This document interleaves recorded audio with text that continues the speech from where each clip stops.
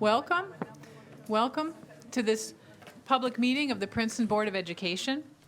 Our mission is to prepare all of our students to lead lives of joy and purpose as knowledgeable, creative, and compassionate citizens of a global society. The board is an elected, unpaid group of 10 citizens who set policy and make decisions on educational, financial, and personnel matters for the Princeton Public Schools on behalf of all residents. We are always pleased when members of the community attend our meetings. The board and the school district operate under applicable New Jersey laws and under regulations of the New Jersey State Board of Education. Each meeting includes an opportunity for those attending to comment on items on the published agenda or other matters of interest to them. The board reserves the right to limit the time allotted to public participation. Law limits discussion of individual personnel and confidential matters. We desire that our meetings provide useful opportunities for communication between the board and the community. Thank you for attending. I would ask the board secretary to read the legal notices, please. Sure. As required under the Open Public Meeting Act, NJSA 1046 et sequentia, adequate notice was given for calling this meeting. It was authorized by the Board of Education and forwarded to the municipal clerk, Princeton Packet, and the Times on October 1st, 2019, and distributed to the schools and others on the standard distribution list. The board reserves the right to enter into an executive session during all meetings of the Board of Education. Board Policy 2230, recording devices, requires that we inform those attending this meeting that the proceedings are being recorded on video. This meeting is being video recorded and may also be live streamed. The representative of the sending district is authorized to vote on such matters that affect sending district students or affect the governance of the Princeton Public Schools, as more specifically designated in NJSA 18A 38.8.1. In the event that this statute is amended, the law shall take precedence over this bylaw. Sending district votes pertaining to personnel actions refer to high school, central administration, and district-wide staff only. Votes otherwise are considered abstentions. I ask that you can call the roll, please. Sure.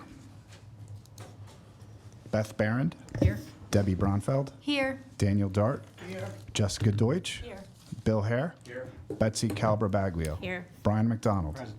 Greg Stankiewicz. Here. Michelle Tuck Ponder. Evelyn Spahn. Here. We have a quorum. Thank you. The first item on our agenda is the adoption of the minutes of September 24th, 2019. Could I have a motion? Brian? So moved. Second? Bill? Thank you. Do we have any discussion? If not, we'll take a vote. Can I have a show of hands for approval of the minutes? You're abstaining? Okay, motion passes. Motion passes. Thank you. I want to welcome everyone again for coming tonight. This is a special meeting of the Board of Education. We have had so much to do of late that we now have two meetings a month, and I appreciate the dedication of my colleagues here for spending their Tuesday nights we're all spending our Tuesday nights together, extensive hours, and we're getting good work done. So I appreciate you all coming out from the public, and again, my colleagues here tonight. And I think I'm not going to belabor we have a lot of interesting things that we're going to do tonight. So I'm going to pass it over to Jess Deutsch, who wants to mention something that's a new practice of ours. Thank you very much. And this is inspired by a meeting that we had recently that some of you also attended when we honored Dorothy Mullen. And in the course of that meeting, I think what we saw is evidence locally of something that we know in the research, that the practice of gratitude is really well understood to have positive implications for individual and organizational well-being. It has been shown to have positive impact on efficiency, success, productivity, to increase positive relationships, social support, and well-being. So in the interest of our board and our school district's commitment to well-being, I am going to suggest that we, like what's happening in many of our classrooms, take a few moments at the beginning or at some point in each board meeting to express gratitude to some of the many partners who help us work toward our mission. And so this month, and this is the first gratitude report, and I hope that we can continue this as a regular practice. This month, we express our gratitude to Yaina Moore and the Witherspoon Jackson Development Corporation for the Princeton Entrepreneurship Summer Camp, to Felicia Spitz and the Princeton Children's Fund for Mission to Mars, the summer camp experience. Stephanie Chorney for ongoing leadership around nutrition, health, and sustainability issues. To Not in Our Town for initiating art against racism, including art and poetry by our school children. Ginny Bryant, Liliana Moranilla, and Maria Huega for recent contributions to our equity work. And Rod Montgomery for consistent positive engagement as a citizen in the interest of our students. We look forward to continuing this practice and are happy to hear from community members who would like to make suggestions for our future gratitude practice.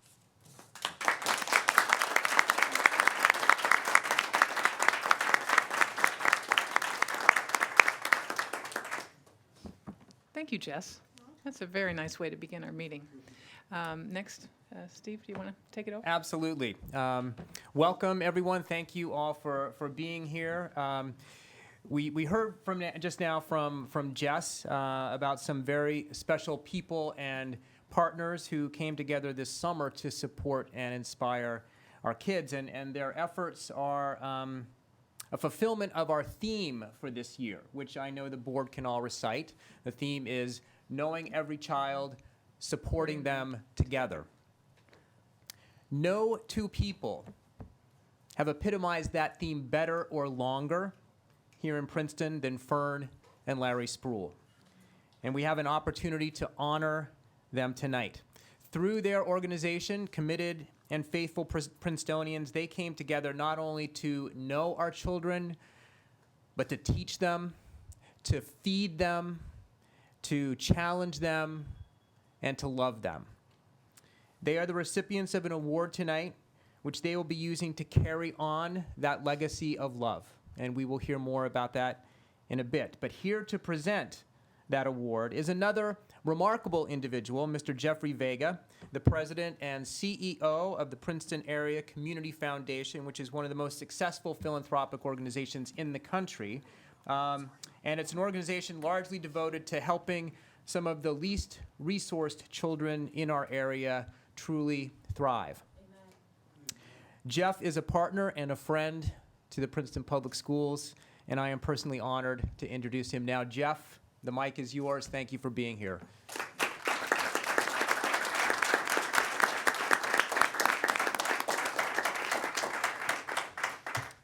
Thank you so much.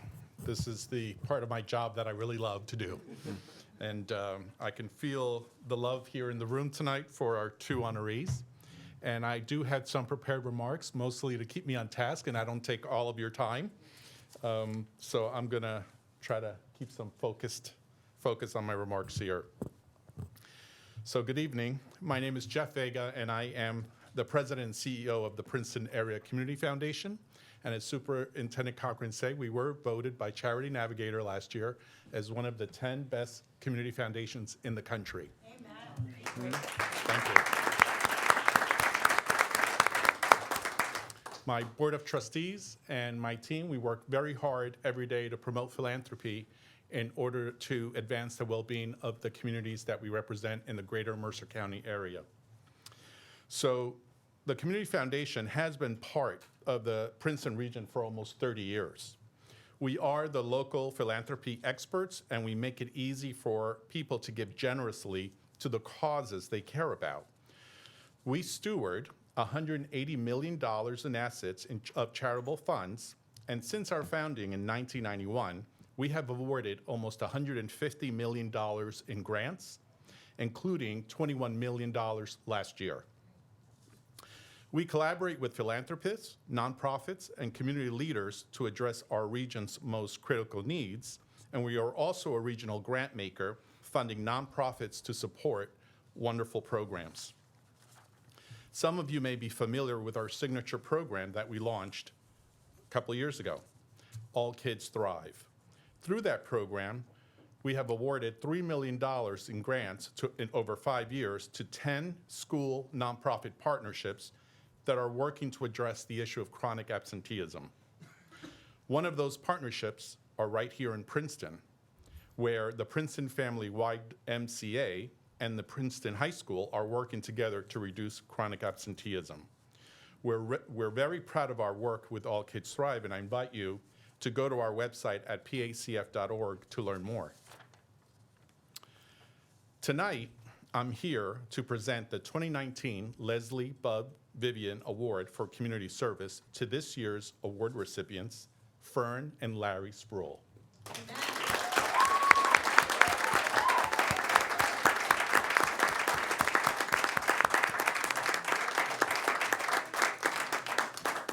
The annual award was created. Oh, you can join me up here if you want. Okay, wonderful. I'm going to call you up in a moment. The annual award was created in honor of the late Leslie Bud Vivian, who served as the longtime Director of Community and Regional Affairs at Princeton University and was committed to the Princeton community. The award was established in 1995 by members of the Princeton University's class of 1942 and 16 local organizations, and it is made possible through the Vivian Memorial Fund, an endowed fund of the Princeton Area Community Foundation. The awards committee is comprised of respected members of the Princeton community, including previous Vivian Award winners. Among the committee members in the audience here tonight is Kristen Applegate, Princeton University's Director of Community and Regional Affairs, as well as some previous award winners here to support the Spruills, including Reverend David McAlpin,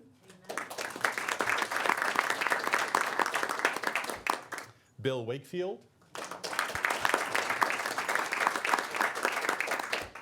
Claire Jacobus, Nancy Beck, and Shirley Satterfield.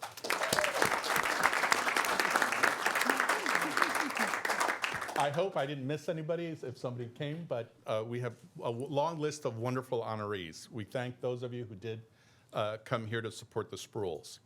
Now, I have to tell you that part of the wonderful part of working with this, with the previous winners is that annually we convene them as part of the committee that selects the honoree. And the process is a little bit mysterious because there's no application on our website. We don't publicize it. We really call upon the previous award winners to really look to the community and nominate. They know who to nominate. So we decided unanimously that this year it'll be the Spruills. And then the ruse comes. Who gets to invite them to lunch under some pretext? And I believe this year members of the committee said that we were going to invite them to talk about a youth program. And of course, that got them there. Yeah. And then at the lunch, it is divulged that they are the Leslie Bud Vivian Award winners. This year, the committee did choose Fern and Larry Sproul because of their long-standing commitment to the Princeton community. They founded the Committed and Faithful Princetonians, which helps young people achieve academic and personal goals and overcoming obstacles in a safe and uplifting environment.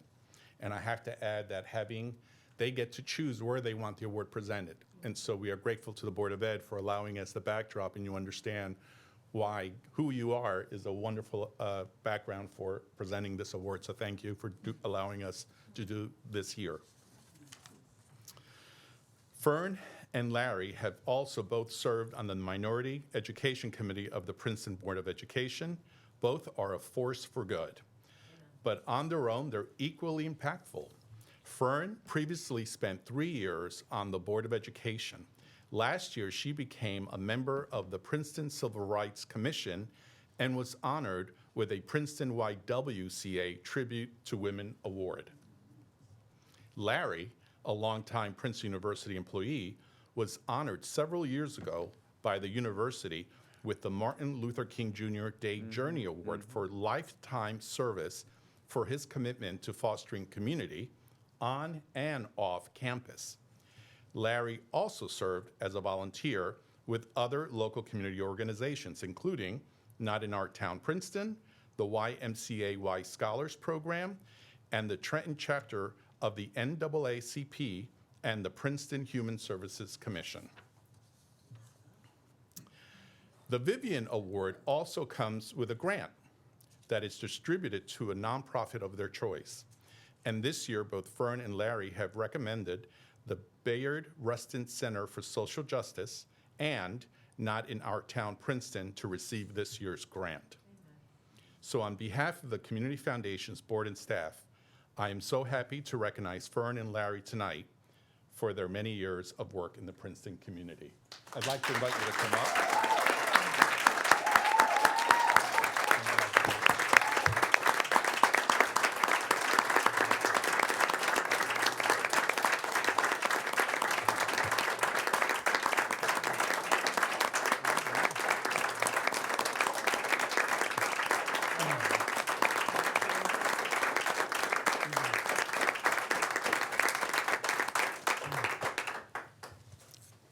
Real short, we just want to say it takes a village. It took each and every one of us.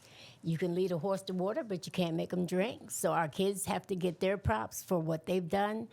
That encourages us to want to work with them every moment that we can. Because of them, that's why we do what we do. Okay, so we just want to thank you guys for your support. I'm thankful that we can be here as our drop back because they asked us to find somewhere, and we're in the schools. So this was the best place to be. So thank you very much, and we're done. Thank you. Oh, I'm sorry. I'm sorry. And can I bring up Linda Oppenheim from Not in Our Town and Robert Schrader to come up from Not in Our Town because they're going to be receiving the award. And if you want anything you want to say about Not in Our Town or... I just will add that the check is not in the mail. The check is right here with me. So we are for Not in Our Town, Princeton, and for Bayard Rustin Center for Social Research. Thank you.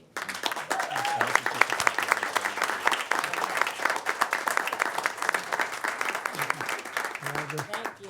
I just want to say thank you to everyone here because a lot of people that have helped us along the way are right here in this room. This room could not even, I don't even think the building could hold the people that have helped us during these years that we've been working here in this community. I want to give a special thanks to Princeton University for not just opening up their doors, but opening up their campus to us that we could always there to use their resources on the campus and stuff. So it does take a community to raise a child. So thank you so much. Amen. Thank you so much. Thank you.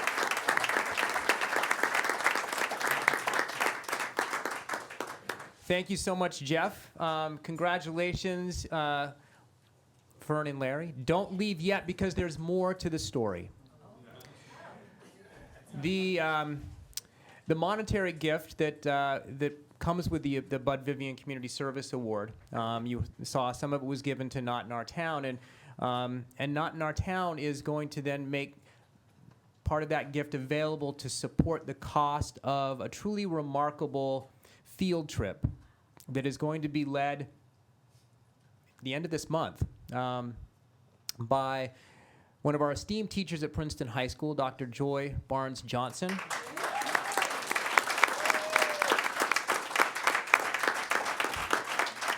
And this trip is exciting. It is a new initiative offered to students who have completed our relatively new course that Dr. Joy co-teaches. It's a course entitled Racial Literacy and Justice. And the students who have completed this course are now going to be going on, those who choose to go, on a field trip with Dr.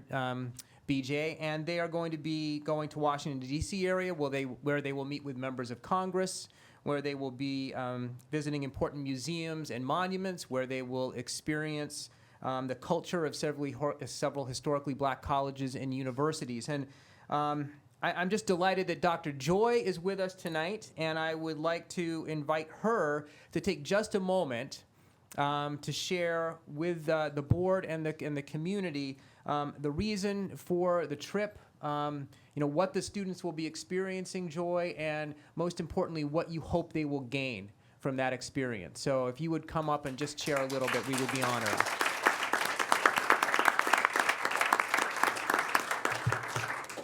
It is indeed my great pleasure to stand before you as a representative of a very strong black community here in Princeton. not because I live here, but because I work here, I cry here, I laugh here, and I serve here among outstanding people, black and white. And so I wanted to take a few moments to first say thank you to the Spruills for always being surrogates, not only to our children, but to the adults that work here. Being visible in a community where you are few in number is challenging. And you all find ways to not only give us dignity and to help us find our courage and our voice, but to give us hope beyond measure. And coming from a Black church tradition, I want to remind us of a few words from Lift Every Voice and Sing, which simply says, "We have come over the hills that with our tears has been watered." And I thank God that you all sow seeds in love daily, not just for me, but to the students that I get a chance to work with.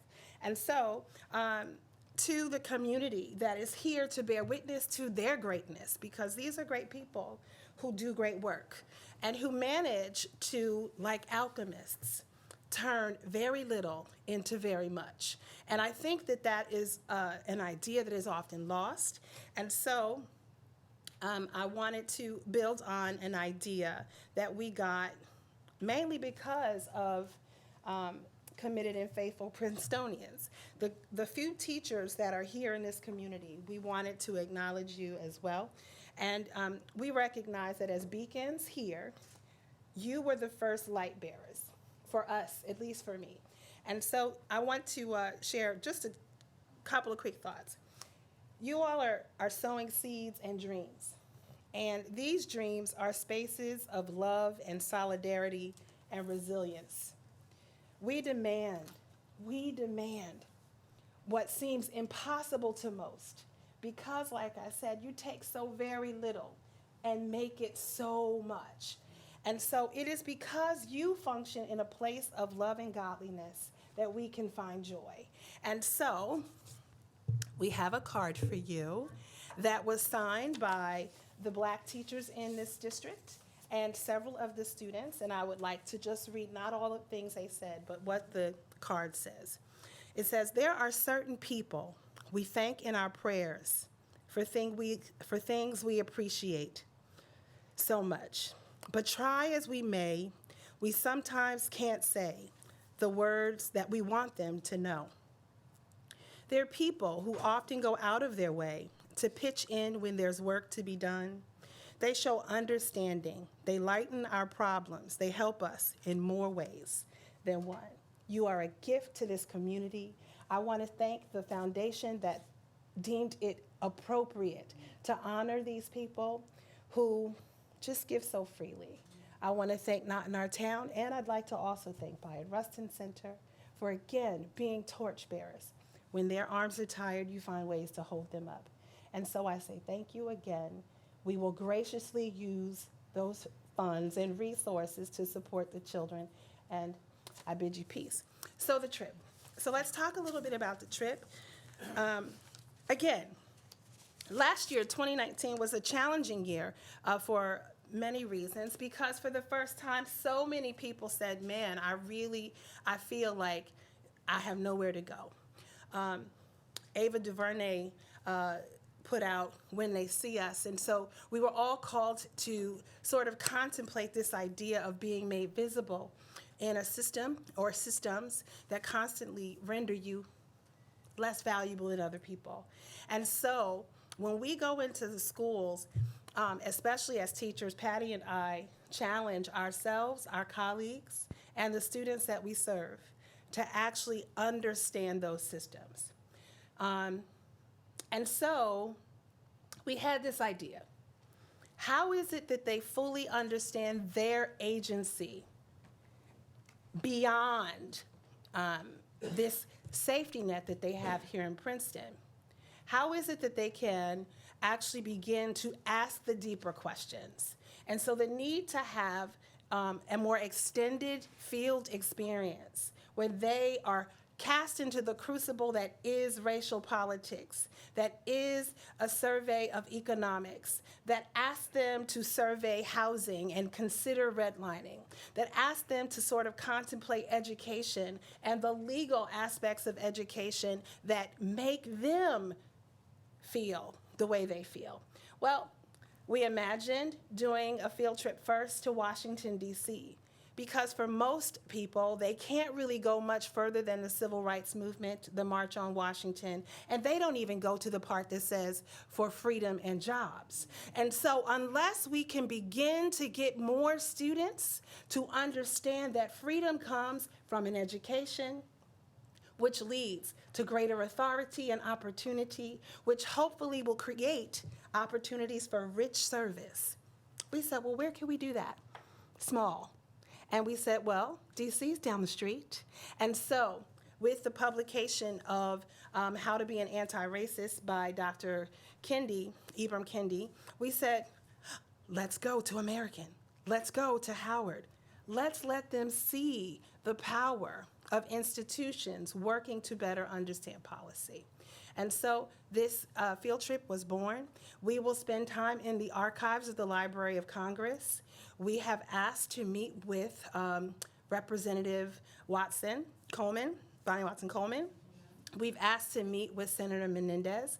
We will take a moment to pour libations at the MLK Monument. We will go to American University to see what it's like to be at the seat of academic policy development. We will go to Howard University and begin to understand the mecca that is Howard University. We will spend some time at the Smithsonian, where we will start at the top, because it is because of our victory and our joy that we can find happiness in the face of oppression.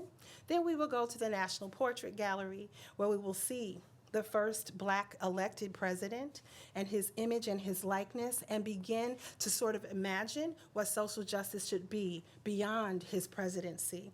And then we will culminate our trip like Beyonce does, in front of a drum line at the Morgan State FAMU football game, which many children from this community can't even imagine.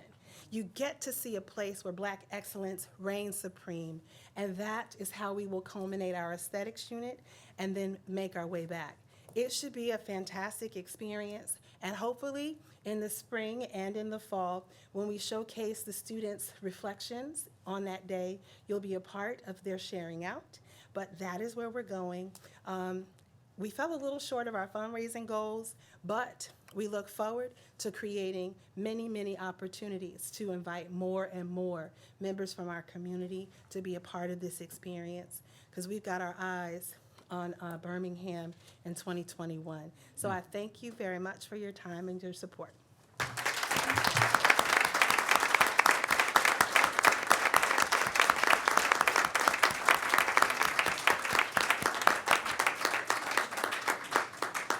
Dr. Joy, thank you so much for sharing your vision and your gratitude to Larry and Fern. Larry and Fern, I hope that you see in what Joy shared how the candle that you have lit and it burns so brightly in Princeton has been passed on to others and will continue to be. So thank you to both of you. And Jeff, thanks for being here.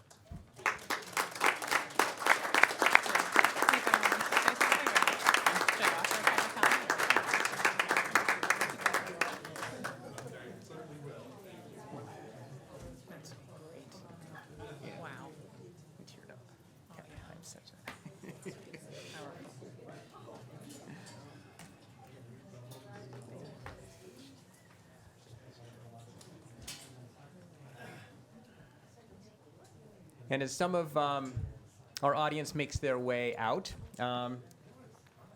we want to continue our gratitude. This time, I want to focus on our new Director of Facilities, Dave Harding, who we are very grateful is with us. Yeah. So maybe at the end of his presentation, you'll want to. Last month, we had a presentation about the referendum projects. And Dave, who's been with us for 3.5 months now, has been running as fast as he can in helping to oversee the implementation of all of those projects, but that's not all he's doing. We have six buildings, 7 including this one, lots of fields. We have all of these buildings and grounds that support the learning in our school district, and they need to be maintained and enhanced. And Dave has been working with his team, going throughout the district to do exactly that. And I just want to give Brian McDonald, co-chair of our facilities committee, an opportunity to sort of frame the comments that Dave is going to be sharing with us tonight, because Brian, I know you share an appreciation for all that Dave has done in the short time he's been here. Sure, happy to do that. As everybody knows, the stewardship of our financial and physical assets are critical duties of the superintendent and the board. And many here have met Dave Harding, our Director of Plant and Operations, who is now in his 4th or 5th month? 4th month here. And when Steve hired Dave, with the board's enthusiastic approval, Steve asked Dave to focus on 4 high priorities. Priority 1, as Steve noted, the implementation of the $26.9 million referendum. Priority, what I'll call 1A, to focus on our regular ongoing maintenance and look for opportunities for improvement. Priority 1B, develop preventative maintenance plans to ensure the high performance and long life of our systems, equipment, and machinery. And priority 1C, develop plans for us to operate more sustainably and reduce energy costs. At our last meeting, we had a robust update on the referendum, which we plan to do at least quarterly. And tonight, Dave is going to share with us, what he and the team have been working on over the summer and in the past month, and highlight some of the work that takes place on an annual basis that many of us may not be aware of or appreciate, and share some of the learnings he's had along the way. So without further ado, Dave, or Super Dave. I thought maybe, I thought it was the award for most liked or best facilities director in the district for 3 consecutive months. But so anyway, the idea behind the first slide is just a kind of a collage of some of the things that have been going on in the referendum. A little bit, the Airedale unit up on the upper right-hand corner there is just a unit, what it looks like before it's installed.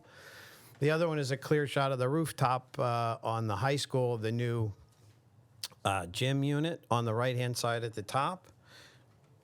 And then this is the condenser that feeds the cooling to the blower unit on the roof. I figured not too many of you could get up there and take a look, so I thought I'd bring it down to you. The other one here is this is some of the wiring conduit that's run along some of the roofs to bring the power to the new panels that supply the Airedales. And this is one of the finished classrooms over at Riverside. You can see the Airedale back here and the nice soffit with the ductwork in the inside the soffits. This one over here is just thrown in. That's kind of my next little stunt. That's our chiller panel for the air conditioning at the high school, and I'll get into that a little further. And the idea here is that behind that, in the back, you can see the network of some of our work orders and the maintenance that's going on while these other projects are happening. Okay, that's not supposed to happen. Slide 2 is blank, it's white. Go ahead. Okay. There we go. That was left blank intentionally. So these are some of the areas we'll be looking at: ground, some of our annual inspections, some small projects, waste management, maintenance, repairs, and what's going on in my facilities office. So for grounds, we've been out all summer. We've been grooming the fields, aerating, doing markouts for fall sports, assembling equipment, netting, soccer goals, cutting the fields. We got 100 acres. We're a little challenged because in the beginning of the season we had a lot of rain, a lot of increased growth, so it was a little bit of a challenge. Cleaning up after some of the storms that we had, trying to keep catch basins clear for proper drainage. Moving all kinds of spring sports, cages, netting, jumping pads into storage. And we're also I've been having the guys take a good close look at some of our winter equipment. I like to be prepared, so we have engines, we have all sorts of equipment that have run through last winter, and we're trying to get all that in shape so we're ready for that. This is just kind of a small example of grounds. We're looking at the middle school on the left before they got a hold of it.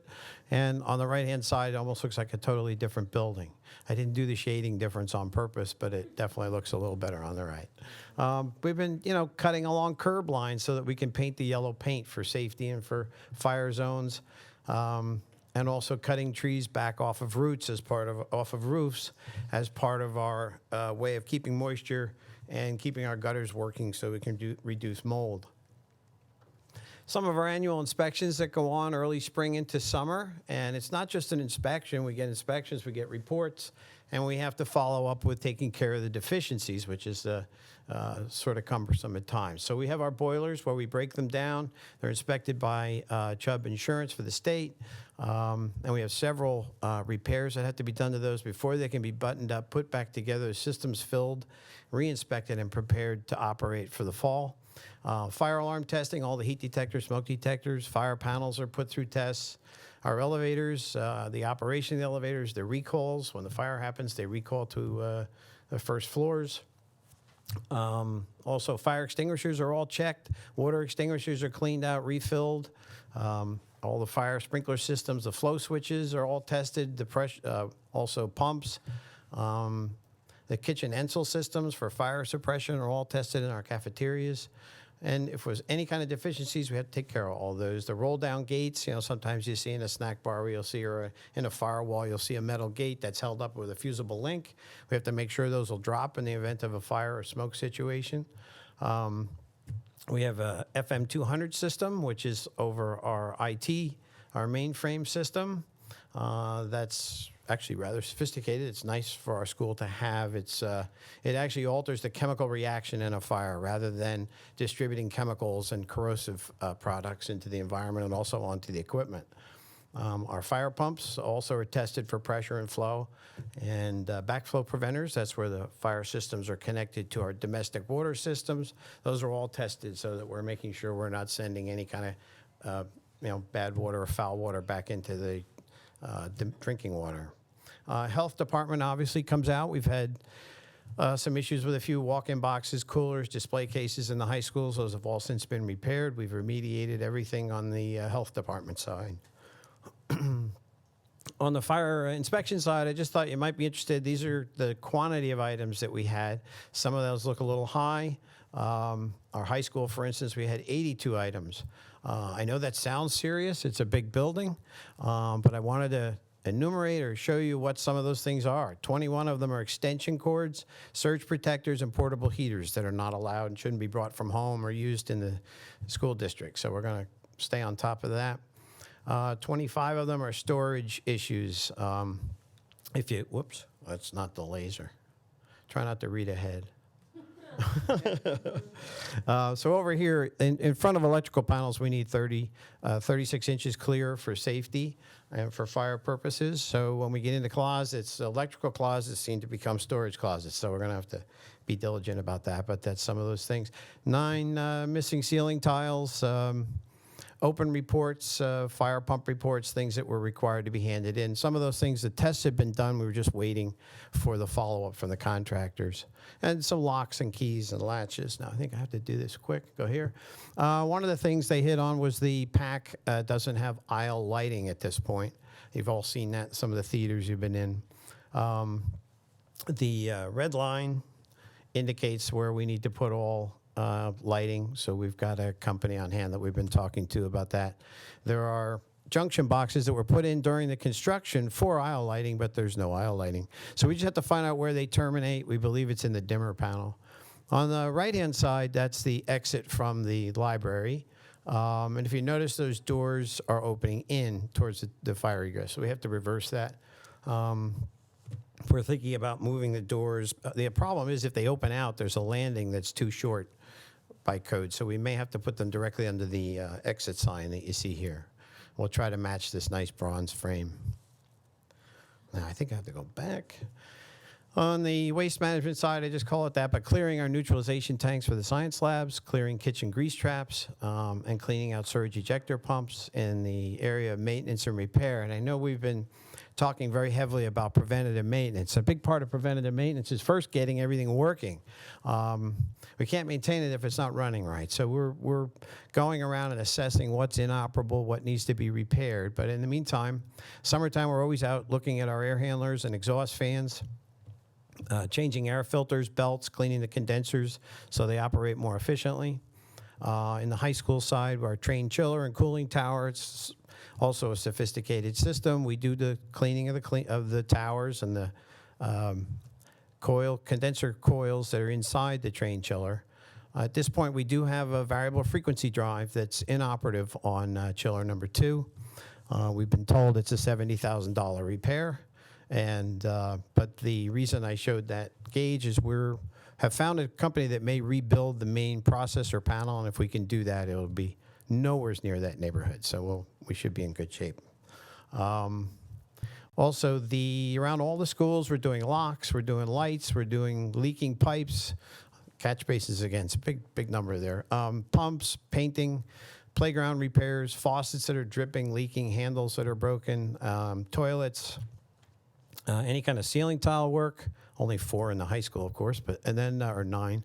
Doors, locks, I said that. Signs, signage, repairing roofs, roof leaks, and painting the curbs, and a lot of other things. But that's just some of the items that the maintenance guys and a lot of our custodial staff are hustling around doing during the summer to get prepared for opening. On the facility side, obviously, we're working to follow the referendum projects along, reviewing work for compliance to our design, just coming in as a third eye, walking the jobs, making sure we're getting what the board is expecting or what we're expecting. Value engineering, in many cases, just finding possibly an overlooked or a better way to save money on the projects even while they're undergoing, and looking at change orders, looking at maybe ways of easing the cost of the change order, perhaps looking at them differently. And obviously following up on project closeout. We're also looking closely at our supplies. We do spend a good amount of money on cleaning supplies and supplies for the district, and we're just trying to put a comprehensive database together for that. We're dividing it up as we purchase it by building, but we also have been searching out our existing inventories and finding a lot of materials that we don't need to order so much of. So we're going to try to keep track of all that in a little bit of a database or spreadsheet. I've been bringing in a lot of new contractors from the district in which I came from, where I was working, and we've been saving a lot of money. We've saved pretty close to $15,000, $16,000 just on flooring work this summer alone by using a more aggressive contractor, and they're doing just as good, or if not a better job, definitely a better job. Some of the interesting things about my job, I look at some of the persistent challenges. Some of these things have been going on in the district for a while. The swimming pool ventilation, there's a desert air unit there. In my past career, I've designed 3 or 4 swimming pool or natatorium ventilation systems. They're rather sophisticated. And we happen to have a desert air, which is a good unit, but it does need some tuning up and some work. If you walk into the middle school, you get a pretty strong chlorine odor immediately, and that's a sign. I mean, I noticed that my first couple of days here. So we'll get that working properly, get the fumes out of the school, get the moisture out of the school. There's also chloramine drains or ventilation where they pull 8 to 10 inches of air off the top of the pool water, which is a reaction between perspiration and the chlorine. So that has to be reworked a bit so that we're pulling that out much more. At the middle school, we had no domestic hot water when I got here in July, and I found out that there was a little note left from someone for the new guy, to replace the boiler in the middle school, close to $17,000. And I do second guess things. So I had 2 plumbers come out and look at it, and they came up with the same idea to replace it. And I thought, this is a boiler. It's not really a plumbing issue. It's a boiler issue. So we had our boiler people look at it, and they ran the thing through its paces and found out that there was a 2.5-inch ball valve that felt like it was working, but it was literally clogged or half shut, 3/4 shut. So that was, in a sense, falsifying the water flow through the boiler and shutting it down. So for a couple $1,000s, we were able to drain the system down, replace the valve, and it's operating fine. So that's a good step there for us. The only problem is once we got hot water, then we got hot water in the swimming pool. So now we got to figure out why that was happening. Sue calls me and says, I'm filling my pool and it's hot water. So we did a little research on that, but I was able to isolate the problem to the second floor. So we shut off the second floor and troubleshooted the system, got all the it was in some of the bathrooms as well, in areas that you normally wouldn't have hot water. So we did manage to find the problem. We isolated it to being some of the, they're not automatic sinks, but you just push the button and it actually delivers hot and cold water, and it's a nice Corian top sink. And they receive hot and cold water separate, and there's a valve, 2 backflow valves and a sophisticated valve that supplies that tempered water. And we were able to isolate it to just being those, just by going through the drawings. And we're also, I took a comprehensive walk in the dark around our high school exterior building to see what our lighting was like after getting a call from Jessica. Said it was pretty bad. So it was. Found a number of lights, probably close to, I'll go on the low side of 70. But we were able to get out and do some research of what's wrong with the fixtures, what lamps we need, and working with our, with the town, they were able to lend us their bucket truck. They were a little reluctant. We sent the guys down the Friday before homecoming and had them trained on it. And we forgot to return it to them, but they came and got it. But they didn't want to let it go because it really gives us a great reach for everything. But we were able to get the majority of the lights. I have the 3 lights that light the tower that are still out. We know there's a cut line underground. We're going to trace that out and get that working as well. So it's a safety issue. It's mostly a safety issue. You do want the building to look nice, but there were some dark corners all around that building. So. In addition to that, we're getting ready for QSAC, and I had to write it down because it's Quality Single Accountability Continuum. We're just trying to get prepared for that now. The last time I had this was at Berners Township. I was hoping I'd have a year or so to prepare for this, but we're going to be doing, starting this week, end of this week, a very comprehensive walkthrough of every area of every school that we have. They will be inspecting the high school and the middle school, and 1 elementary out of the 4, but we're going to do all 4 elementaries. And I did this at Berners Township. It's a way to get a great inventory of what needs to be repaired. We'll be checking latches on urinals, every faucet, every drain, everything that's broken. We document it and get it on a database list, and we'll start to remediate those issues, focusing primarily on what is usually responsible for, I don't want to say what they pick up on in the test, but when they do there's certain things that they'll be looking for, but we're going to go beyond that. We have to walk the perimeter of the building looking for anything that's just not working right, caps that are off of electrical outlets, any kind of thing. But it's a great place to start, just for me anyway, of getting an inventory of what's wrong and what's out there. One of the things we notice is, when a 7-year-old goes into a bathroom to wash their hands or something, if the faucet doesn't work, they don't really put it in school dudes, and we know about it. So we'll take a look at that. But small projects, I thought it was done. I'm sure you hope so too, but there's pictures, so it'll get better. We did a lot of carpet removal and flooring. Riverside, we did some courtyard work on the downspouts and drainage. I have pictures of all this coming. And in Little Brook, similar. Also, Johnson Park Amphitheater, I have a shot of that, and the Johnson Park art room that we worked on. So here's just an example of what the rooms look like once the new tile is down.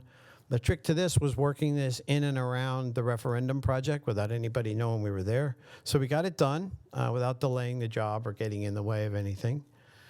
And this is the middle school, and I did start to tell you we're starting to get an inventory of things. We have a tremendous amount of what's called attic stock. Every time you do a construction project, they leave behind boxes, 10%, 5% of floor tile. And if you can see, I did it again. You wish I was that far along. So if you notice, there's this red tile here that was done years ago when the initial floor was put down.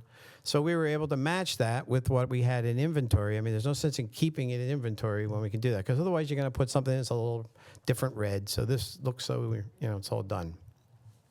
And that's the CST rooms over in the middle school as well. Did new carpeting there. It was pretty bad. It was all getting torn edges.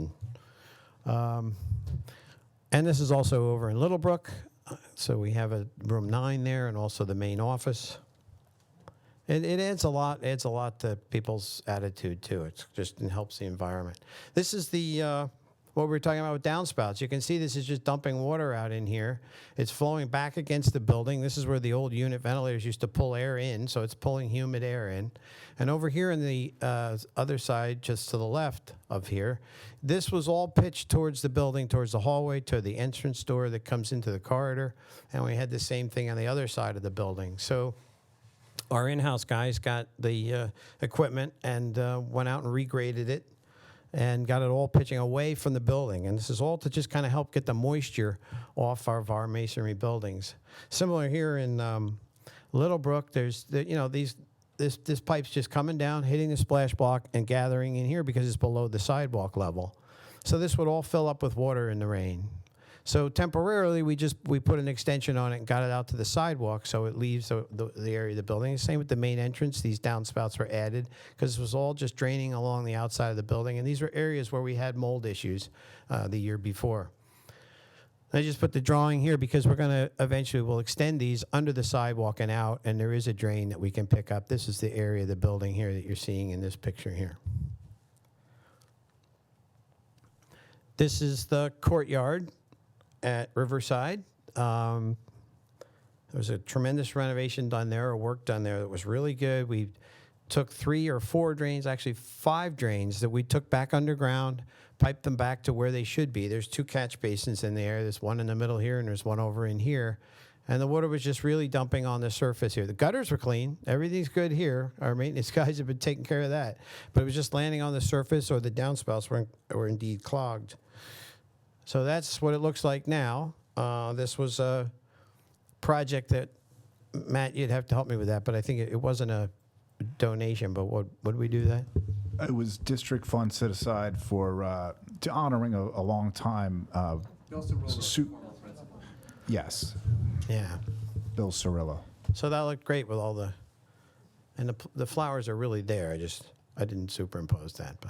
And this is the amphitheater. You can see on the left where they started the work, and here's the original cutout, and there's the finished product. It's a beautiful little site. That is a PTO donation there. So that's when we can do that kind of work through a PTO organization, that's terrific. I mean, that's really great. This was a classroom where noise and there were some issues with the environment a little bit. The ceiling was a wood-grated ceiling which would hold dust. It was very difficult to clean. And when I came on board, we were going to put a new ceiling in here, but there is like a little bit of a challenge with the air conditioning. Ductwork was all designed to integrate with this ceiling. So we had to bring in a contractor to do some ductwork modifications. So this shows the new ceiling with the new return grills, supply grills, and we also brought the heat detector down. So there are a few changes we had to work on. And this is just think snow.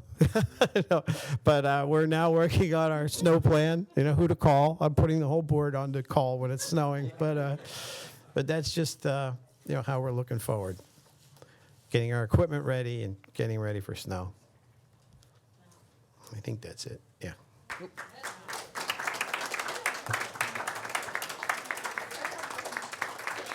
Dave, stay there. We never had a standing ovation for the director of facilities.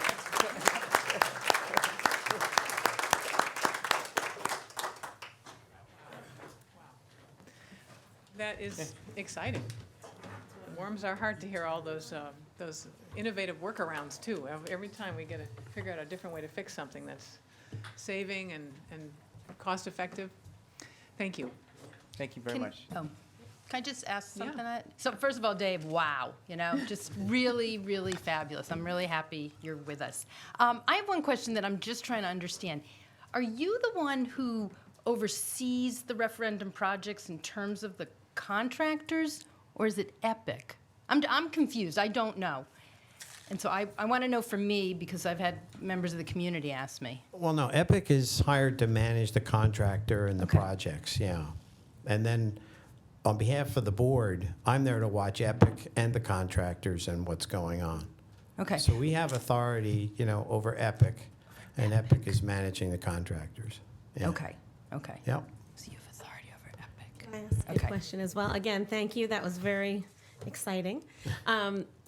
Is there a clear process if I'm a staff member or even a parent and I notice something in a building, a broken tile, I notice, something that needs attention? Is there a clear process for getting that to you so that you know in real time, or maybe it's not appropriate to go to you right away, but I'm just wondering what the process is. Well, we always get stuff in real time, maybe even faster, but from several people. But we usually try to encourage people to go to the principals or go to the main office, and they can either enter it into school dudes, or if it's emergent, they call us right away. And I know our custodians are pretty close to the teachers too, so they can always tell the custodians and they'll get it rolling. I usually get calls when it's, when it hasn't been done, or it's, within a few hours, but no. But there is a reporting, there's a process and a Yes. system, and then if it isn't done, as you said, you hear about it. Right. And we have the school dude system, which is a work order system.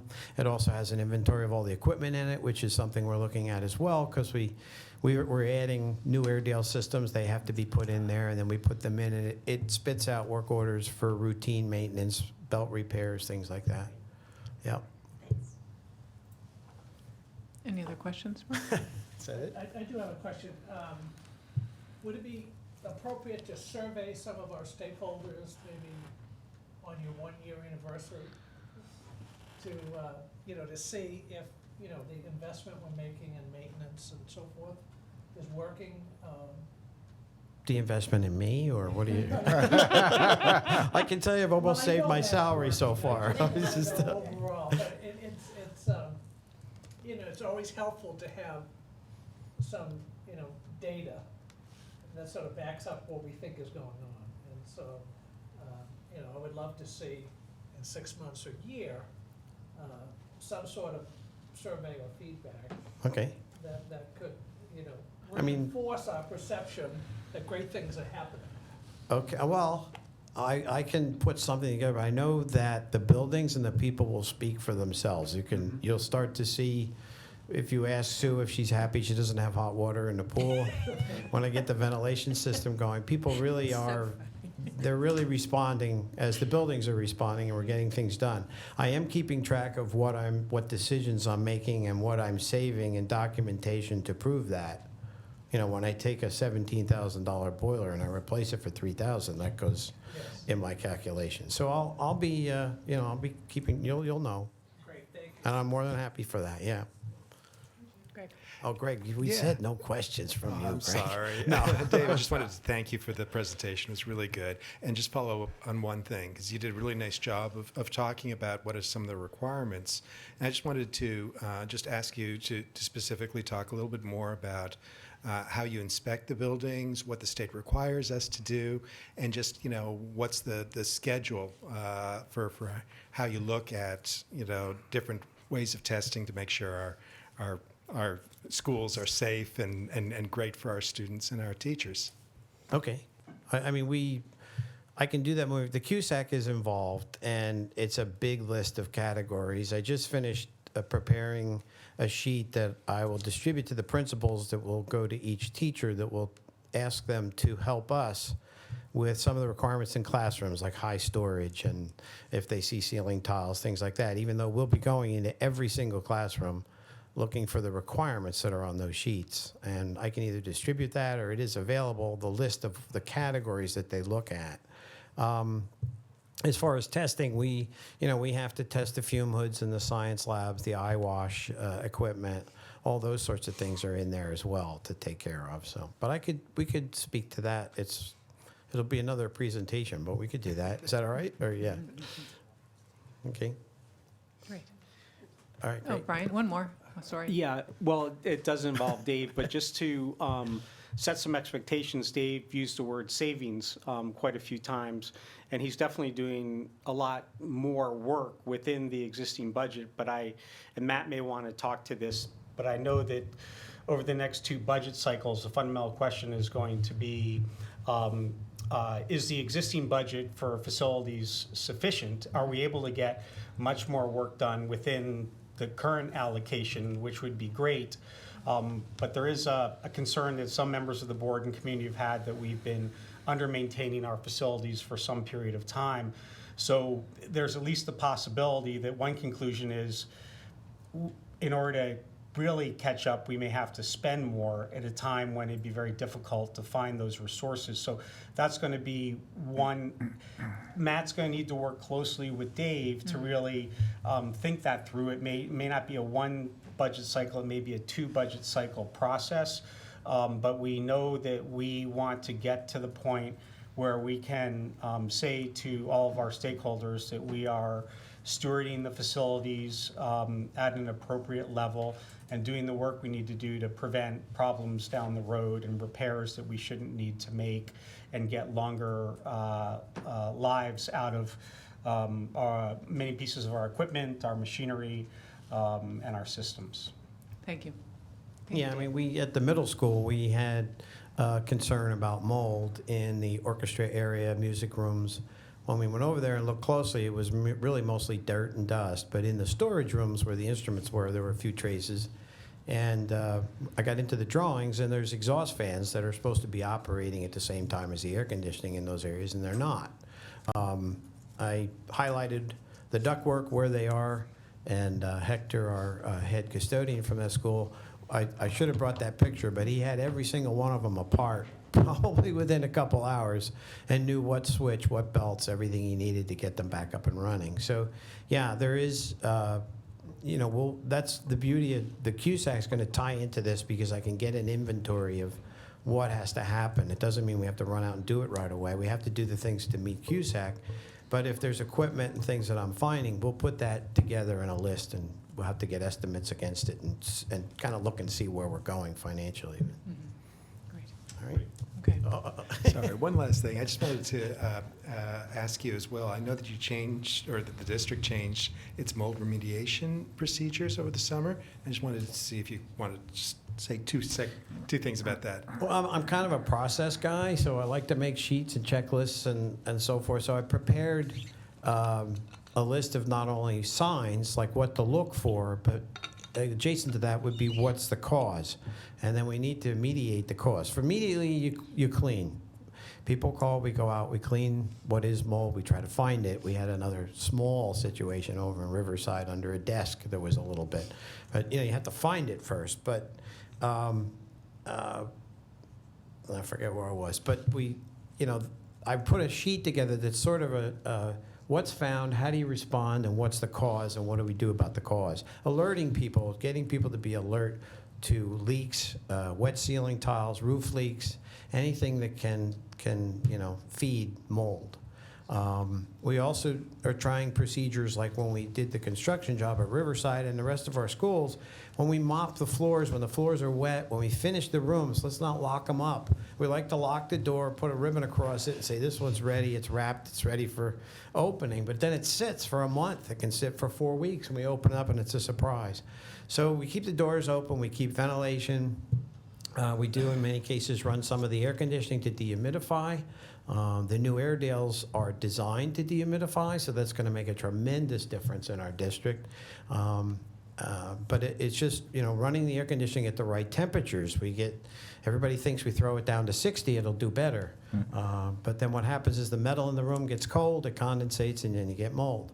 So we've been trying to alert people to how to see it, what to do about it, and then how to fix the problem in that order. Yeah. Thank you. Thank you. That's it. All right, thanks, Dave. That's it, really. You Yeah. need it this time. Thank you. Yeah, so I think we're moving on now, and I think we're adding something in here that a number, we felt, there's 2 committee reports we wanted to just have, since we're all here tonight, and take advantage of our being together. And the first was, there had been some questions about the shared services progress with the town, with the municipality, and Michelle is not here tonight, and had asked Brian to fill us in on that. Sure. So some time ago, we approved sharing the cost of consultant to look into share services that would be staffed by paid for and staffed half by the district and half by the municipality. And the initial kickoff meeting was held on September 18th. Steve, Matt, Dave, and a few members of the board met with the mayor, the town administrator, senior staff from the town, and a couple of council members. And I have to say, it was one of the most productive 1-hour meetings I've ever been to. I really came away pleasantly surprised. But, you know, the goals and objectives of the project are, you know, one, to identify opportunities for the school district and the municipality to collaborate to, one, achieve cost savings, 2, improve services, 3, become more efficient with service delivery, and 4, determine whether we have the capacity to establish previously unavailable services that we may have contracted out for. This will include looking at purchasing, warehousing, document imaging, buildings and grounds. The town has an arborist, we do not.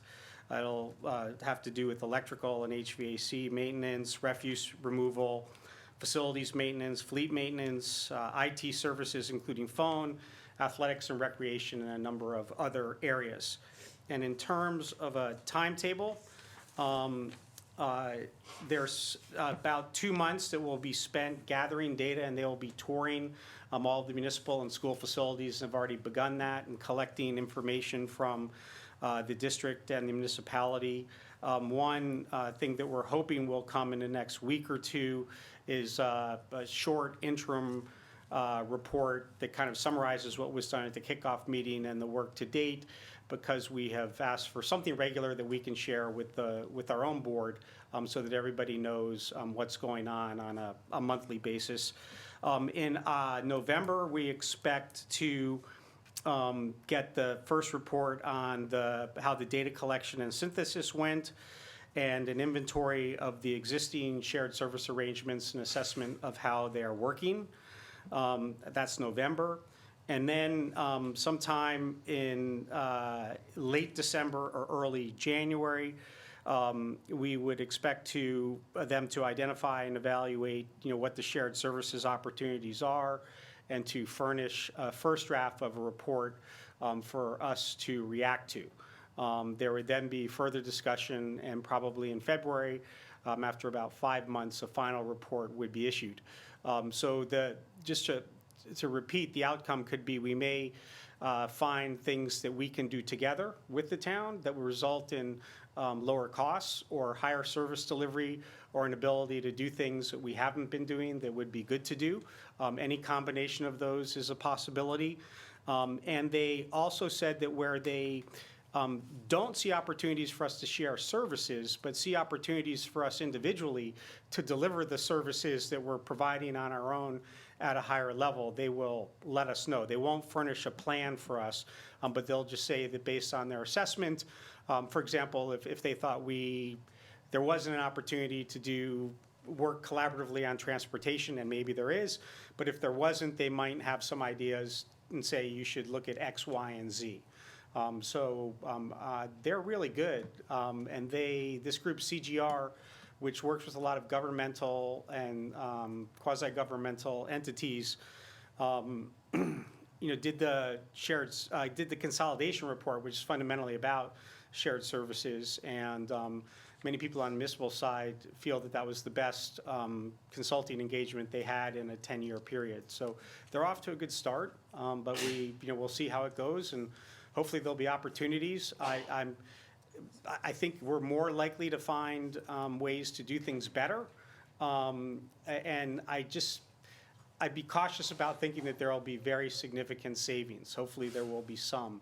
But unless you get into significant reductions in headcount, you know, the opportunities are just not that great. And then on the municipal side, they did reduce more than 20 FTEs, which is where a lot of the savings came from, but it's still worthwhile. And one nice thing was after that meeting, I think Dave ended up speaking with some of his colleagues there. And, you know, not only do we have the bucket truck, I think they furnished a big truck to help us pump out the clogged drains. Yeah, the bucket truck, we were ready to rent for $1,900 for a couple days to do the lighting on the high school. So they lent us the truck, so there was a no cost there. And they do have a rather large pumper truck that they clear out the sewer lines within town. And I didn't want to, but yeah, so they have a large pumper truck, vacuum truck, that they were able to bring over to Riverside so that we could clean out the drain lines that are underneath those courtyards that we were leading the leader lines into. Yep. So we have, you know, we could get it away from the building. We got to get it off the property. So they came out with a pretty huge truck, which we definitely don't want to own. But the other lift was really helpful. I mean, it was just right in time. That's why I said we did the training on Friday, the Friday before homecoming, and they lent it to us. And so that was a $1,900 or $2,000 savings right If there. I had So known, they- I would have expressed gratitude for the trucks. For Yeah. Yeah. And we did return it, right?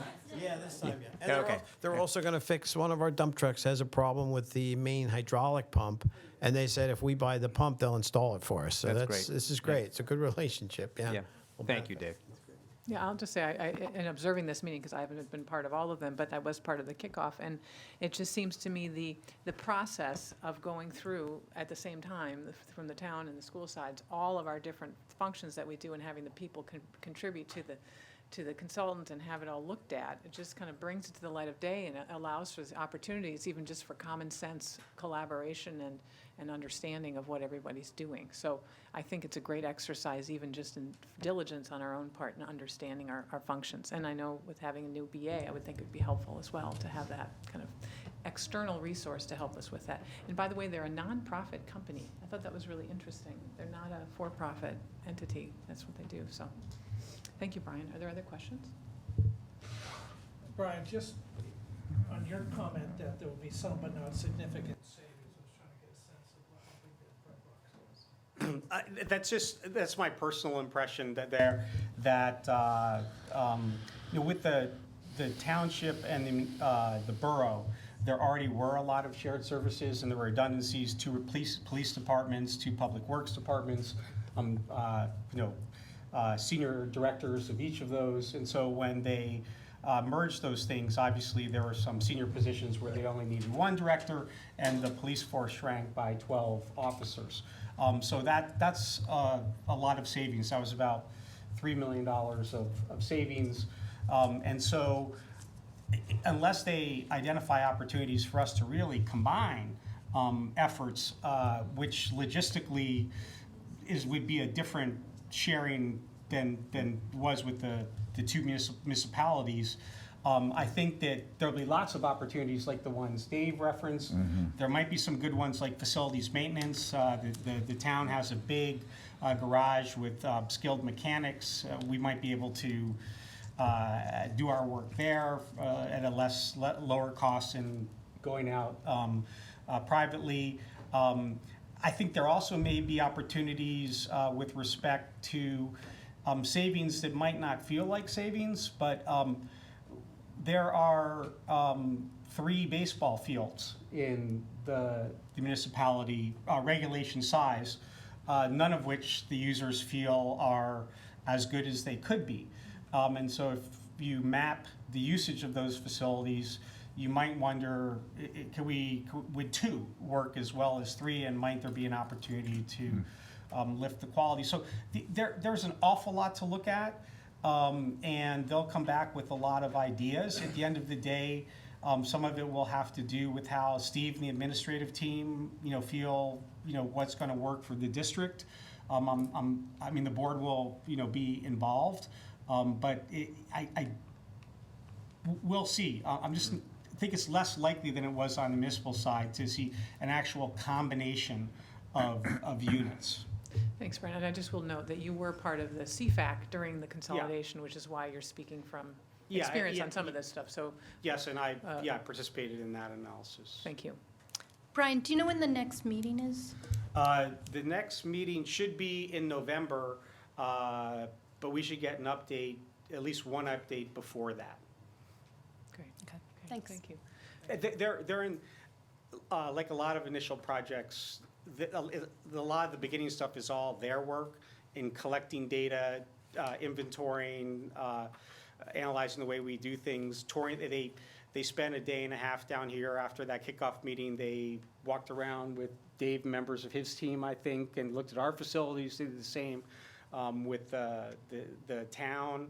And so they've got plenty to begin with. And they've done this many times before, so they know from experience what some of the areas that in other cases have been more fertile ground. But then we had a lot of questions in the kickoff meeting, and once they come back, we collectively will have a lot of questions, I'm sure. Okay, thank you. Thank you. All right, Jess, do you want to talk about the equity meeting? Again, Michelle is not here, our chair, and she asked that you give us a update. Sure, happy to. And this meeting was just last night, and so I will share a more detailed summary with the full board, just a sort of a high-level summary. Last night, there were 23 of us in attendance, including members of the board, staff, parents, Steve and Annie, and several concerned citizens. And as part of what the Equity Committee has been doing on an ongoing basis is really listening to the community. Last night was an opportunity to listen to Liliana Moranilla and along with Maria Huega and others, sharing a really honest and really thoughtful presentation of what they saw as 5 critical and urgent needs of our most vulnerable children and families. And so I'll just sort of outline what those 5 areas are, and Steve, you may want to speak a little bit. I think there's even maybe some update into some of the district's work on these really important issues that I know we all share as mission critical and priority. So the 5 areas outlined were for academic support, medical support for vaccinations, housing verification, food, and transportation. Our role as an equity committee was to listen and take note of the issues. Again, many I understand we are already following up on and had already been in progress. I will share a more detailed summary with the full board once I have a chance to process that. One important term I think we all thought a lot about is SLIFE, S-L-I-F-E, students with limited or interrupted formal education. Right. We're speaking about students who may be by age in 2nd, 3rd, 5th grade, but have had so little exposure to school that they may not have familiarity with the rules of school or the processes in a classroom or letters and numbers. And so that thinking about really where students are in their education and really important in the context of thinking about immigrant families.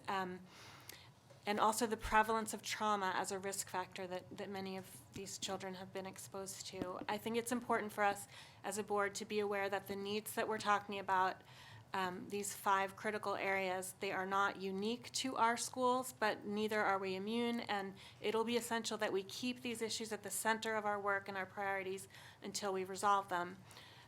Some of the issues seem like they can be improved by creativity and by forging and deepening relationships with partners in the community. Some of them will require us to reimagine what's happening in our classrooms, and we had a really beautiful presentation about some of what is happening. And we have people in our schools and communities who are working tirelessly and compassionately, and we have to build on what we have until we have what all our children need and deserve. I'll say also we have spoken a bit about the equity dashboard as a piece of the board's responsibility to track progress on these fronts and to hold us accountable to approach them from the perspective of data. So that's kind of where we were last night. Yeah. Yeah, it was a great meeting, and Michelle would have been proud. We did a lot of listening, but we also tried then to take action. And I would echo what you had said about the number of students who are coming not only to Princeton but throughout the area, with these major gaps coming from other countries with major gaps in their learning. And so it's a county-wide focus. And the county is actually looking to put together an academy to provide the kind of supports that we were talking about last night. And I'm actually very proud that Princeton is already out in front in doing much of that work. We're ahead of some of our other districts, but we can always do more. So we talked about the academic support that we're already providing for students particularly at the high school with the Welcome Center. So we're not taking students who have never seen a fraction or are still struggling to subtract and putting them in an Algebra 1 class. We're really trying to meet them where they are. But we could probably need more teachers to help with that work. So that's going to be on our list of budget priorities. We're doing work with the community to provide counseling for some of those students in their native language. We can do more of that. One of the issues that came up was access to vaccinations for our students who are coming to us from other countries. And back to the shared service piece, we're already in communication with the health department about ways that they may be able to increase the people who are available in our schools to provide some of those vaccinations. We brainstormed a number of strategies of ways that we could increase transportation through community resources to the Princeton Hospital, where there's a free clinic that provides those vaccinations. We talked about the 30-day grace period that's mandated by law for students coming new to our school from other countries, during which they can be enrolled even if they don't have their vaccinations. And so just want to reinforce that policy is in place in all of our schools. We talked about those students, perhaps undocumented students who may not, when they come to register, have a deed or a lease that we would ordinarily expect to see, but we have a process for verifying their residency that would allow them to start learning in our schools right away. So we're just going to reinforce some of the procedures that we already have in place to make sure that those kinds of things happen. We talked about food and access to food and creating a culture in our cafeterias where a culture around sustainability and where there's no food waste and where all students feel comfortable, going through the food line to get what they need. And we're excited to have a new director of the food service company with which we contract, and I think we can put in place a lot to create that kind of culture. So it was wonderful to have that conversation and to bring some of those issues to light. You mentioned residency verification. What's the process for an undocumented kid who may not live with a family to verify their residence? We would actually have a member of our staff who would go out and verify it in person. Is this new? No. Or- okay. Thank you. Any other questions? Okay. Thank you for that. And now we'll move on to item number D4, which is the business administrator discussion items. We have 2 points you wanted to cover. Thank you. Yes, two quick items tonight. One of the items is on the agenda. So we are hiring a new health insurance broker. So it's a valued professional to the district. They assist us throughout the year annually, shopping plans amongst the healthcare insurance companies, analyzing our claims, ascertaining whether possibly we would want to bring something in-house, self-insurance like we did a number of years ago, improving the self-insurance plan. There's other items as we begin negotiations, of course, assessing various health plans, very important part of our professional team. So that's on the agenda tonight. We did a very thorough, as many board members can attest, there's about 2.5 hours. It was the day before Dave got on the roof and found the belts weren't replaced the belts. So it was it was 90 degrees that day. So and you could really see it, and they were sweating, some of the professionals. But anyway, so we did a very thorough review, and we came back again and went over the various brokers, and so we came upon Doyle Alliance Group, who will be new to the district effective November 1st. So I'm looking forward to working with them very, very closely. And the other point, so the other issue. Any questions yes. on the insurance broker or the process? Okay, thank you. Thank you. You're welcome. So the other issue I was asked to discuss briefly is, so we have, of course, a send and receive contract with Cranberry. We annually assess the resource special ed costs. It's a very detailed calculation. So Cranberry now has the details. I got them to them a week ago, Monday at the end of the day. So they're reviewing them, and we will be meeting. I will be meeting with the BA at Cranberry, Nicole Patron, and the superintendent. I think either the end of this week or the beginning of next week, after they've fully reviewed the information. So it's in the contract with the November kind of deadline for reviewing those resource costs from the previous year. So from the 18-19 school year, and then we kind of true up. There's many mechanisms within the contract, because when we bill for regular ed tuitions, it's based on a budgeted number, and then the state much later. So we only have right now the state certified tuitions from fiscal year 18. So the fiscal year 19 won't be certified till sometime in January. Basically, after the CAFRs are released, the state then reviews them and uses the audited numbers, of course, to come up with the certified rate. So there's a couple different mechanisms for truing up the send-receive costs with Cranberry. So I'm just wanting to understand, what do you mean by November? Like you just randomly said, do they pay by Well, it's November? not random. It's in the contract. So that's And I'm only asking about special ed, not the, yeah. Yeah, for the resource costs, it's stated in the contract with November. That's the sort of the timeline to true up on these resource costs from the previous year. So I expect going forward that I would be doing that earlier in the summer. So Thank you.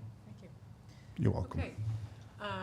So we're now on to public comment. And we have been asked by members of the public to be a bit more clear about how public comment works.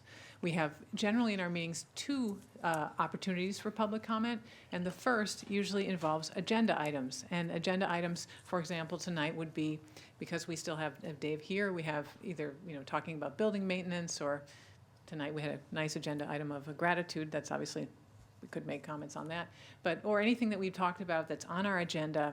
Usually we welcome those comments the first comment period, and then we go on with our meeting and do our consent items and do kind of the ordinary course items. And at the very end, we have a second comment period where members of the public can come up and speak to us about anything they would like. The other thing I'd like to say is that the purpose of the comment period is for the board to hear from members of the public and for us to take your comments and to take them under consideration. We are not here to have, and we're not supposed to be having a back and forth necessarily, although sometimes it's hard because we want to respond. We hear things that move us or that we feel need a comment. But in fact, we really do need to have a practice where we just take the information, and it's not that we're ignoring, but we're just, as a policy, listening. And then we talk to our administrators, we take the information under consideration and discuss it among ourselves, or it comes to the agenda of the next meeting. But public comment is for us to hear from the public. So we will listen very respectfully and take it in, and just because we're not commenting back doesn't mean we're not hearing what's being said. And we also, as part of our comment, I want to bring attention again to our civility policy, where we as a board, as we interact with each other, as we interact with the public, with our staff, with our students, we all want to treat each other with mutual respect and dignity and kindness.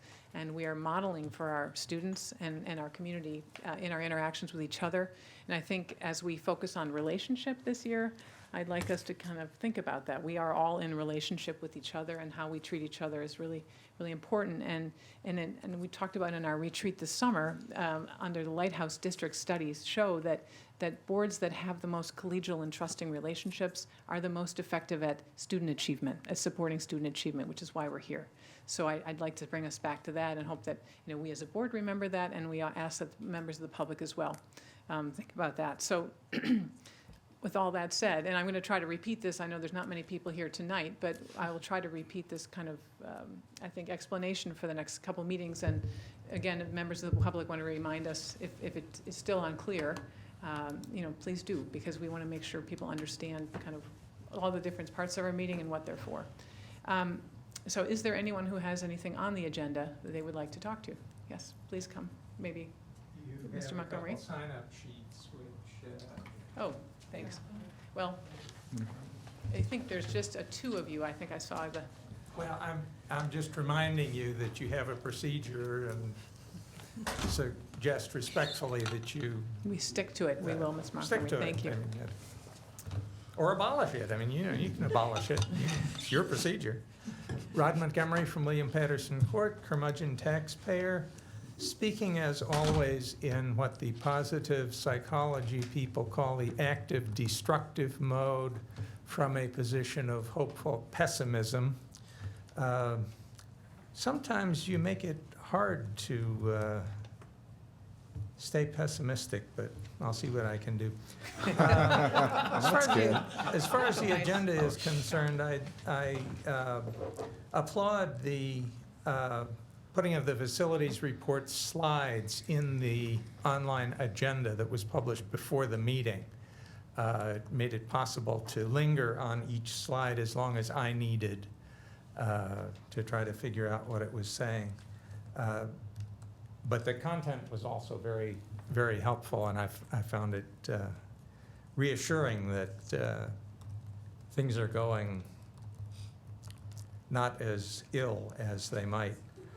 I'd like to applaud the Student Achievement Committee chair for putting her agenda in the online calendar item for the meeting. It makes it easier to keep track of what's going on. I invite the President's attention to her comments in the 24 September meeting when it came time for committee reports, that the committee reports were to be sent to Matt to be posted. I haven't been able to find them. I don't know if they were supposed to be public or if I'm supposed to submit a public records request or what. Now,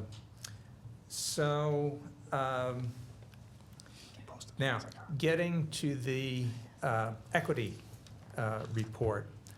Long ago, I think at least a year, I remember one of my fellow members of the public came up and said that she had heard that there were students who were not coming to school because they didn't have clean clothes, and she offered to buy laundry equipment to be installed for the use of the students.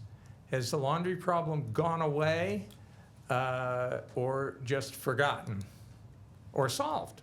Could have been solved. I don't know.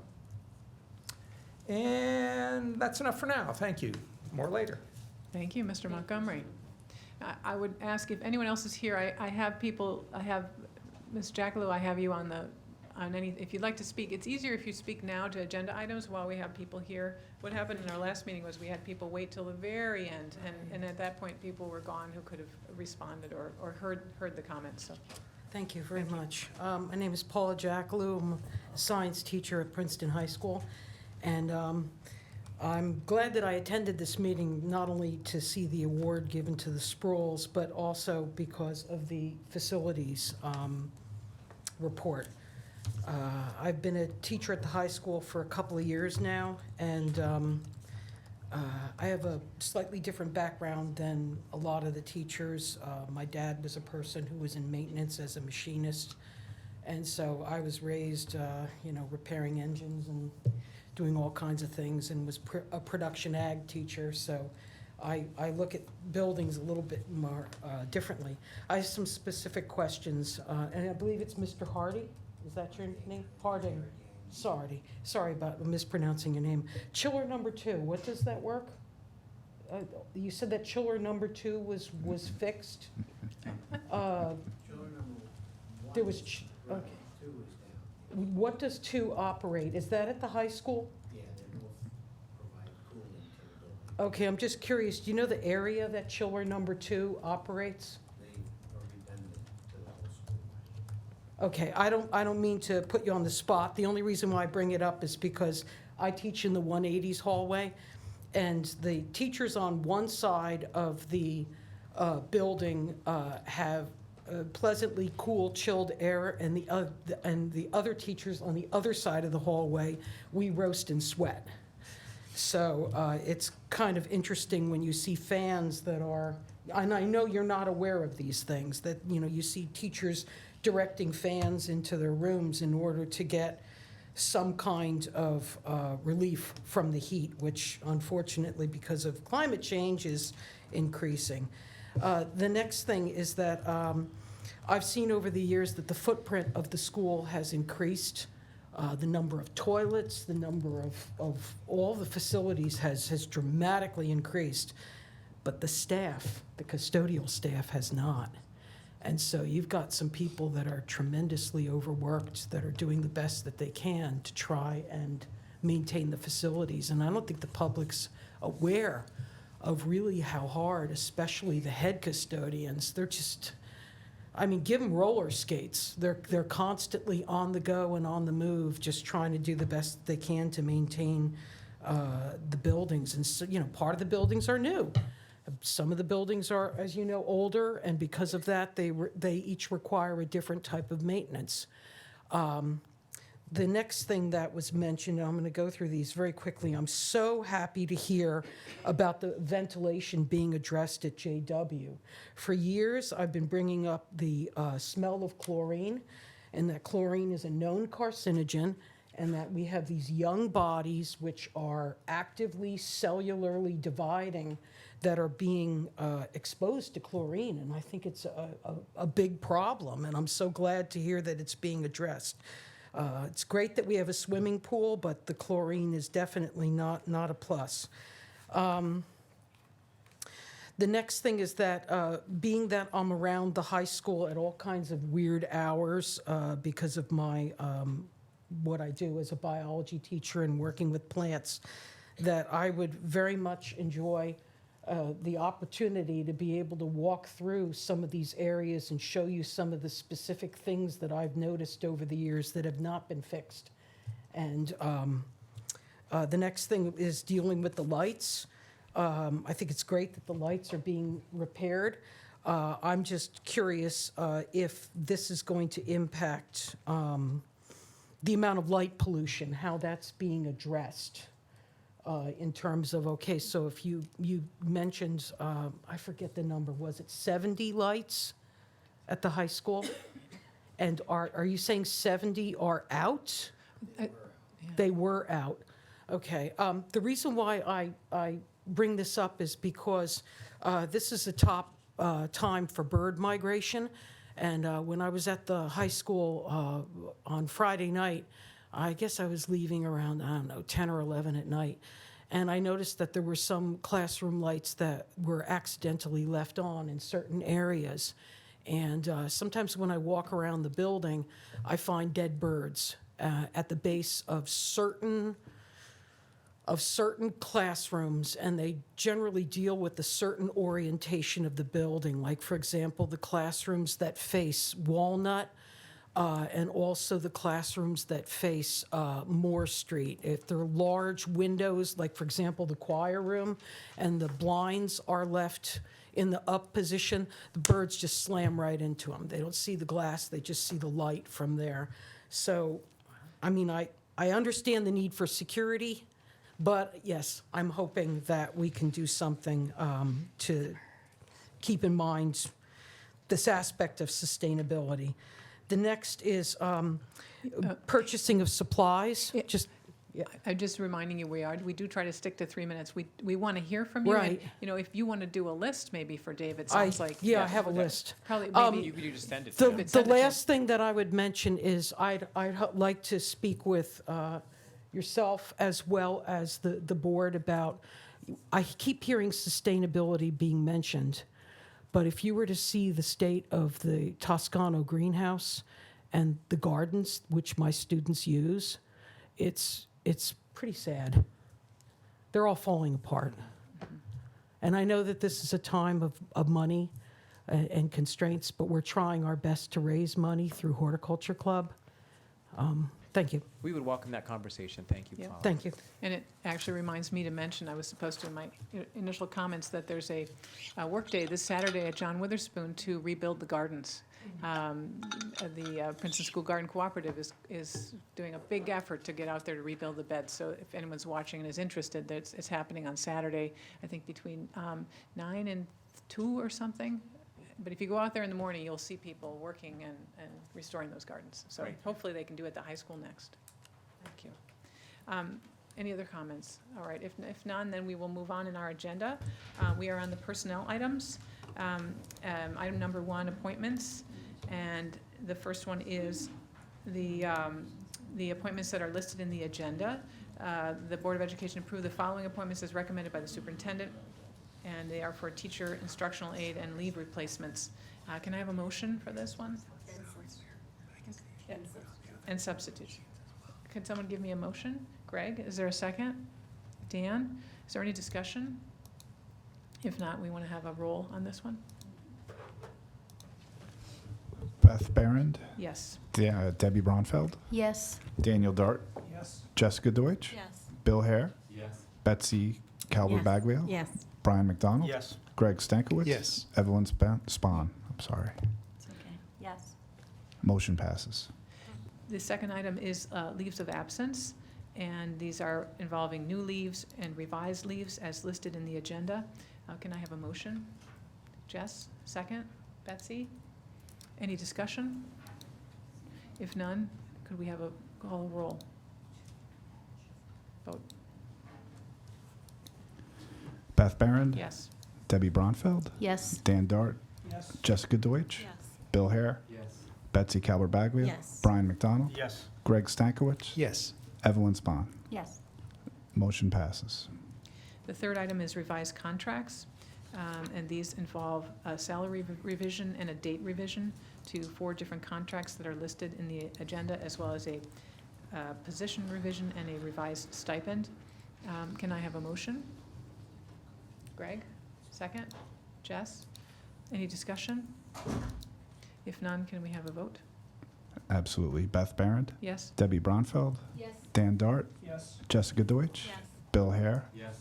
Betsy Calvert-Baglio, Yes. Brian McDonald, Yes. Greg Stankiewicz, Yes. Evelyn Spahn. Yes. Motion passes. Thank you.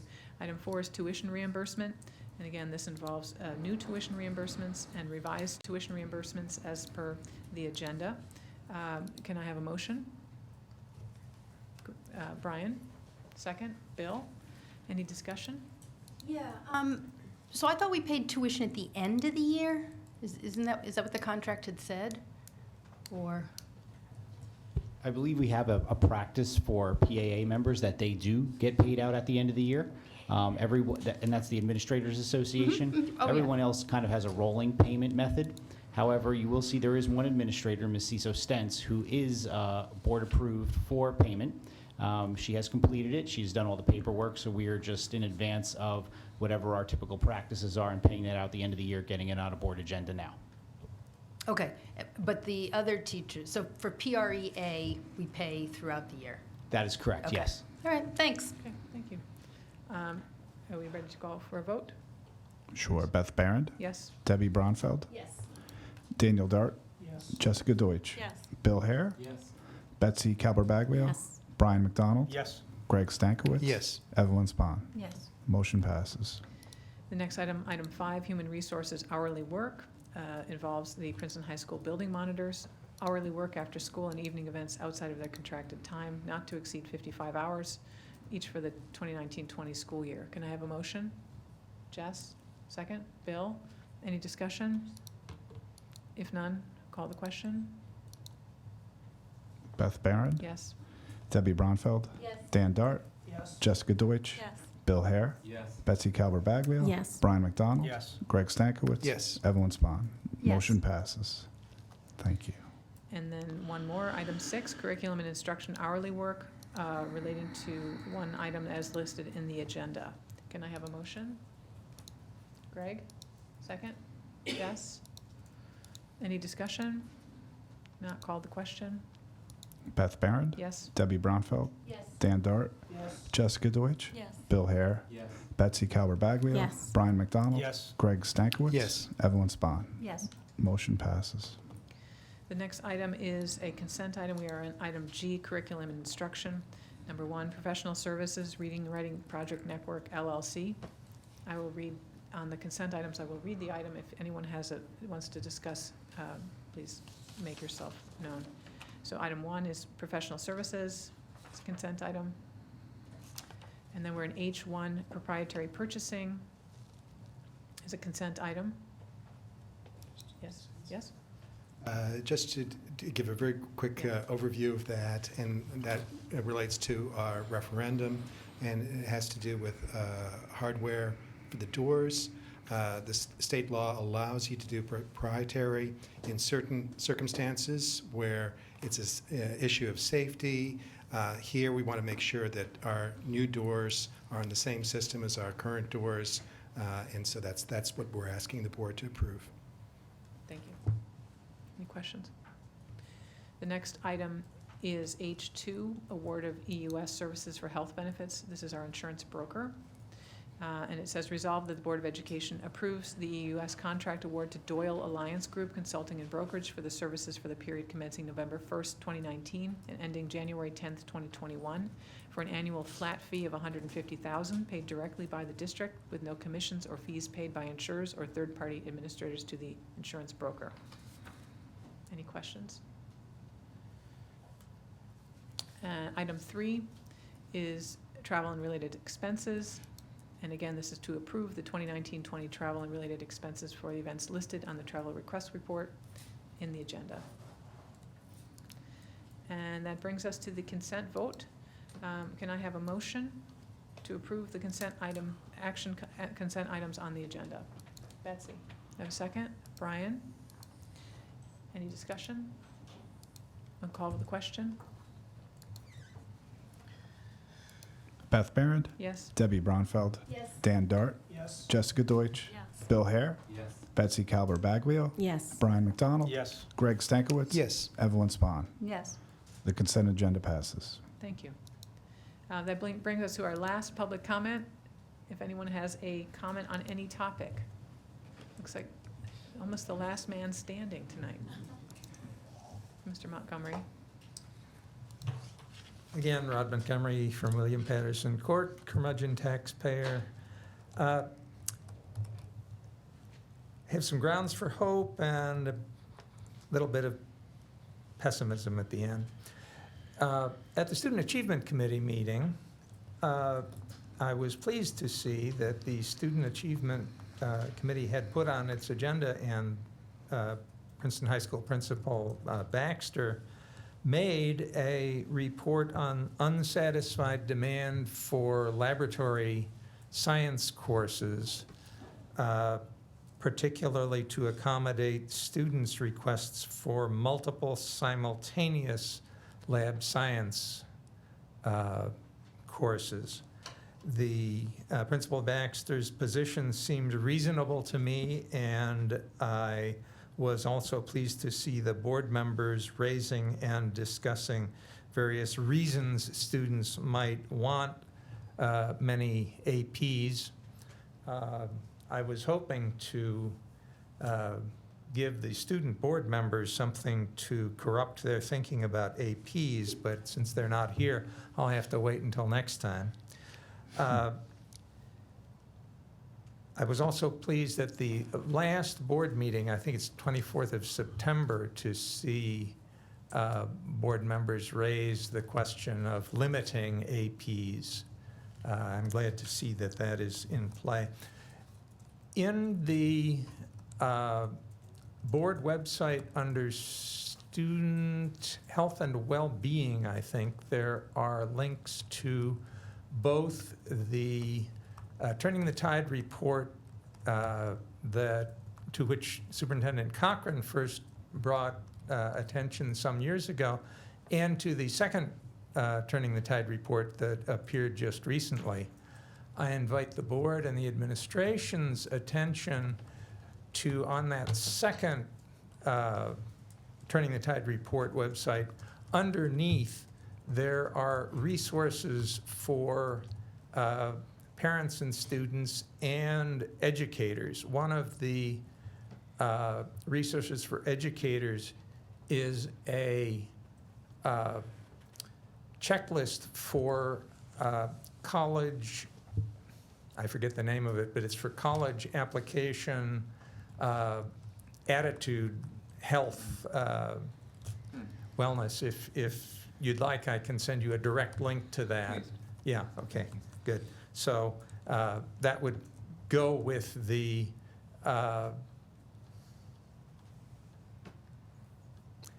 survey you've been doing on engagement, challenge success. Thank you. Sorry, it's laid out. Okay, finally, a little dose of pessimism. I still have seen no indication that the Princeton Public Schools are considering ways to increase teacher productivity. So the relentless increase of per teacher costs is going to grind your current teacher-intensive model into dust as the costs rise and the available tax revenues do not. Thank you for your attention, and thank you for your hard work for Princeton students. Thank you, Mr. Montgomery. I think that brings us, Can I Jess? just make Yeah. I just want to make sure the time for the JW Garden project on Saturday is actually 7:30 in the morning. Oh, It's good. starting. Wow. In Thank your you. grubbiest clothes, the invitation says 7:30 in the morning Thank to you. 3 p.m. with a rain date on Sunday for the same time. 7:30, 3 p.m. with the rain date on Sunday. Thank you, Jess. Yes? I have one thing, and just to announce, Thursday morning at 8 o'clock, we will be having bagels with the board at Little Brook. All are welcome. Thank you. Thank you. So, if no further comments, can I have a motion to adjourn? Dan? Thank you. Second? Betsy? All in favor? Aye. Okay, that motion carries. Adjourned. Thank you.